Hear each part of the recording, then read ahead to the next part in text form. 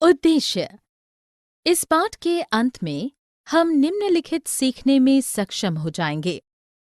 विकास के वादे, विभिन्न व्यक्ति विभिन्न लक्ष्यों पर चर्चा करने में, आय और अन्य लक्ष्यों का वर्णन करने में, राष्ट्रीय विकास को परिभाषित करने में, विभिन्न देशों या राज्यों की तुलना कैसे की जाए इसकी व्याख्या करने में, आय और अन्य मापदंडों का विश्लेषण करने में, सार्वजनिक सुविधाओं का वर्णन करने में, विकास की धारणीयता पर चर्चा करने में। विकास के वादे, विभिन्न व्यक्ति विभिन्न लक्ष्य। विकास एक व्यक्ति की कुल आय और जीवन स्तरों को बढ़ाकर वास्तविक वृद्धि को सुनिश्चित करता है। अलग-अलग व्यक्तियों के लिए विकास लक्ष्य भिन्न होते हैं। उदाहरण के लिए, एक समृद्ध शहरी परिवार की लड़की को अपने भाई के समकक्ष ही आज़ादी मिलती है और वह यह निर्णय करने में सक्षम है कि वह जीवन में क्या करना चाहती है। उसे अपनी पसंद की आज़ादी है। आय और अन्य लक्ष्य या आकांक्षाएं। लोग अपनी रोजमर्रा की जरूरतों को पूरा करने के लिए अधिक वेतन प्राप्त करना चाहते हैं। कंपनियां नकदी जैसी भौतिक वस्तुएं प्रदान करती हैं। फिर भी इसके अतिरिक्त लोगों को स्वावसर, सुरक्षा और दूसरों का आदर जैसी अभौतिक वस्तुएं भी चाहिए। कभी-कभी लोचता, सुरक्षा और स्नेह संबंध अधिक मंजूरी या अधिक उपभोग से अधिक महत्वपूर्ण हो जाते हैं, क्योंकि जीने के लिए केवल भौतिक वस्तुएं ही पर्याप्त नहीं है।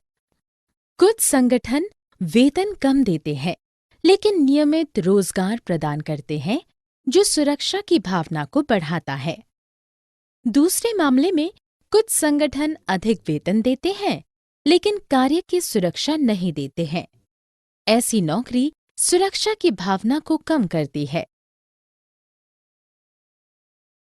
राष्ट्रीय विकास और प्रति व्यक्ति आय। राष्ट्रीय विकास को किसी राष्ट्र की अपने नागरिकों के जीवन स्तर में सुधार करने की क्षमता के रूप में परिभाषित किया जा सकता है। वे कारक जिन पर नागरिकों का जीवन स्तर निर्भर करता है: प्रति व्यक्ति आय, सकल घरेलू उत्पाद, साक्षरता दर, स्वास्थ्य उपलब्धता। विभिन्न देशों या राज्यों की तुलना कैसे की जाए?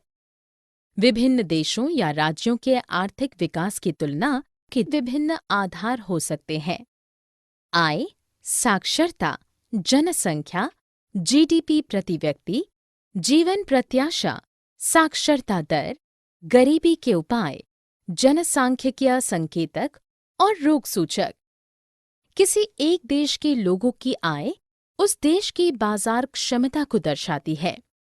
सकल घरेलू उत्पाद से पता चलता है कि प्रत्येक देश में कितना अच्छा उत्पादन किया जा रहा है और बेचा अर्थात उपभोग किया जा रहा है। जीवन प्रत्याशा स्वास्थ्य सेवाओं और पर्यावरण के बारे में जानकारी प्रदान करती है। गरीबी के उपाय बहुत गरीब लोगों के बारे में जानकारी प्रदान करती है। साक्षरता उन लोगों की स्थिति के बारे में बताती है जो सरलता से एक दूसरे के साथ बातचीत करने में सक्षम है। प्रति व्यक्ति आय के मापदंड का उपयोग करने की निम्नलिखित सीमाएं हैं। यह आय के वितरण को नहीं दर्शाती हैं।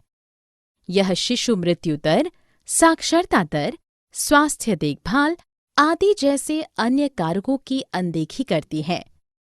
कम प्रति व्यक्ति आय वाले देशों की तुलना में अधिक प्रति व्यक्ति आय वाले देश अधिक विकसित हैं। विश्व बैंक रिपोर्ट। विश्व बैंक द्वारा दी गई विश्व विकास रिपोर्ट में देशों को वर्गीकृत करने में प्रति व्यक्ति आय मापदंड का उपयोग किया जाता है। 2013 में प्रतिवर्ष 12,736 अमेरिकी डॉलर या इससे अधिक प्रति व्यक्ति आय वाले देशों को समृद्ध देश कहा जाता है। मध्य पूर्व के देशों और कुछ अन्य छोटे देशों को छोड़कर समृद्ध देशों को विकसित देश भी कहा जाता है। 1045 अमेरिकी डॉलर या उससे कम की प्रति व्यक्ति आय वाले देशों को कम आय वाले देश कहा जाता है। भारत निम्न मध्यम आय वाले देशों की श्रेणी में आता है, क्योंकि वर्ष 2013 में प्रति व्यक्ति आय 1570 अमेरिकी डॉलर प्रति व्यक्ति। आय और अन्य मापदंड। लोगों के विकास लक्ष्य को प्राप्त करने के लिए आय जैसी भौतिक वस्तुओं के साथ साथ उन्हें स्वतंत्रता, सुरक्षा और दूसरों का आदर जैसी अभौतिक वस्तुएं भी चाहिए। एक राष्ट्र के विकास के लिए एक औसत आय या प्रति व्यक्ति आय आवश्यक है।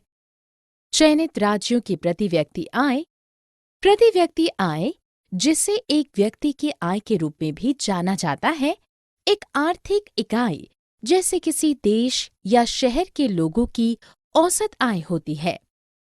प्रति व्यक्ति आय को आमतौर पर औसत आय के रूप में उपयोग किया जाता है, जो कि किसी राष्ट्र की कुल जनसंख्या की संपत्ति का आकलन है, विशेषकर अन्य देशों की तुलना में।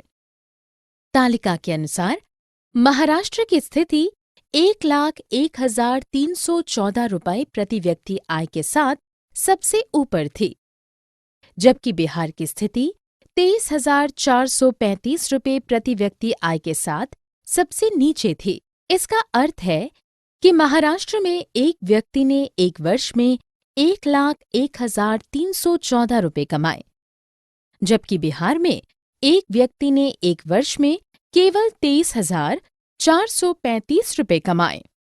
इसलिए महाराष्ट्र 1,01,314 रुपये प्रति व्यक्ति आय के साथ बिहार से अधिक विकसित है। महाराष्ट्र, केरल और बिहार पर तुलनात्मक आंकड़े। किसी राष्ट्र का विकास साक्षरता दर पर भी निर्भर करता है। एक सर्वेक्षण के अनुसार केरल में जन्म लेने वाले 1000 बच्चों में से 12 बच्चों की 1 वर्ष की आयु पूरी करने से पहले मृत्यु हो गई, लेकिन महाराष्ट्र में पैदा हुए 1000 बच्चों में से 25 बच्चों की 1 वर्ष की आयु पूरी करने से पहले मृत्यु हो गई और बिहार में पैदा हुए 1000 बच्चों में से 43 बच्चों की 1 वर्ष की आयु पूरी करने से पहले मृत्यु हो गई। आखिरी कॉलम से पता चलता है कि केरल में 14 से 15 वर्ष के आयु वर्ग के 100 में से 78 बच्चे 8वीं कक्षा से आगे स्कूल नहीं जा रहे हैं। यह आंकड़े महाराष्ट्र और बिहार से अधिक हैं। सार्वजनिक सुविधाएं। सार्वजनिक सुविधाएं सरकार द्वारा प्रदान की जाती हैं। ऐसी सुविधाओं के उदाहरण हैं सार्वजनिक वितरण प्रणाली, जो कमजोर वर्गों को सब्सिडी वाली कीमतों पर उचित औसत गुणवत्ता वाले खाद्यान्न और अन्य आवश्यक वस्तुएं प्रदान करती है। सरकारी स्कूल, जो 14 साल की उम्र तक के सभी बच्चों के लिए 8वीं कक्षा तक की प्राथमिक शिक्षा बिल्कुल मुफ्त प्रदान करते हैं। सरकारी अस्पतालों और दवाखानों में सभी को स्वास्थ्य देखभाल सब्सिडी दरों पर प्रदान की जाती है। इसमें बाहरी मरीजों के साथ साथ अस्पताल में भर्ती मरीजों को दी जाने वाली सुविधाएं भी शामिल हैं। पंजाब की प्रति व्यक्ति औसत आय केरल की तुलना में अधिक है, परंतु केरल में सार्वजनिक वितरण प्रणाली जैसी बेहतर सार्वजनिक सुविधाएं होने के कारण शिशु मृत्यु दर अपेक्षाकृत कम है, जो राज्य को स्वास्थ्य और पोषण संबंधी दर्जा प्रदान करते हैं। हमें सार्वजनिक सुविधाओं की आवश्यकता होती है, क्योंकि हम पैसे से सभी चीजें नहीं खरीद सकते। उदाहरण, प्रदूषण मुक्त पर्यावरण पैसे की मदद से नहीं खरीदा जा सकता। नेपाल की प्रति व्यक्ति आय भारत की प्रति व्यक्ति आय के आधे से भी कम है। फिर भी नेपाल जीवन प्रत्याशा और साक्षरता स्तरों में भारत से पीछे नहीं है। मानव विकास सूचकांक की गणना के लिए कई सुधारों का सुझाव दिया गया है और मानव विकास रिपोर्ट में कई नए घटक जोड़े गए हैं। विकास की धारणीयता। संधारणीय विकास को धारणीयता के साथ होने वाले विकास के रूप में परिभाषित किया गया है, जो भावी पीढ़ियों की उनकी जरूरतों को पूरा करने की क्षमता में समझौता किए बिना वर्तमान पीढ़ियों की जरूरतों को पूरा करता है। इसका अर्थ है कि विकास पर्यावरण को हानि पहुंचाए बिना होना चाहिए और वर्तमान में होने वाले विकास के लिए भावी पीढ़ी की जरूरतों के साथ समझौता नहीं होना चाहिए। संधारणीय विकास के उद्देश्य। हमें संसाधनों के अंधाधुंध उपयोग से बचना चाहिए। हमें गैर नवीकरणीय संसाधनों का विकल्प ढूंढना चाहिए। ये महत्वपूर्ण है क्योंकि यह मानव उपयोग के लिए संसाधनों की निरंतर उपलब्धता पर एक नियंत्रण रखता है ताकि विकास का चक्र चलता रहे। यह खनिज तेल के निक्षेपों और भूमिगत जल का रिकॉर्ड रखता है जो तेजी से कम हो रहे हैं। संधारणीय विकास के लिए हमें गैर नवीकरणीय संसाधनों जैसे कार्बन आधारित मूल रूप से डिजाइन किए गए ईंधन का केवल उतनी ही मात्रा में उपयोग करना होगा जितनी की हमें आवश्यकता है। भूमिगत जल जैसे कुछ नवीकरणीय संसाधनों की पुनरुत्पत्ति करने में काफी समय लगेगा, इसलिए हमें इस संसाधन का सीमित मात्रा में उपयोग करना चाहिए। शिशु मृत्यु दर। शिशु मृत्यु दर को किसी वर्ष में पैदा हुए 1000 जीवित बच्चों में से 1 वर्ष की आयु से पहले मर जाने वाले बच्चों के अनुपात के रूप में परिभाषित किया गया है। साक्षरता दर। साक्षरता दर को 7 वर्ष और उससे अधिक आयु के लोगों में साक्षर जनसंख्या के अनुपात के रूप में परिभाषित किया गया है। निवल उपस्थिति अनुपात। 14 और 15 वर्ष की आयु के स्कूल जाने वाले कुल बच्चों का उस आयु वर्ग के कुल बच्चों के साथ प्रतिशत को निवल उपस्थिति अनुपात कहा जाता है। सारांश। हमने जो कुछ सीखा है उसे संक्षेप में दोहराएं। विकास। विभिन्न व्यक्ति, विभिन्न लक्ष्य, विभिन्न व्यक्तियों के विकास लक्ष्य अलग अलग हो सकते हैं। आय और अन्य लक्ष्य।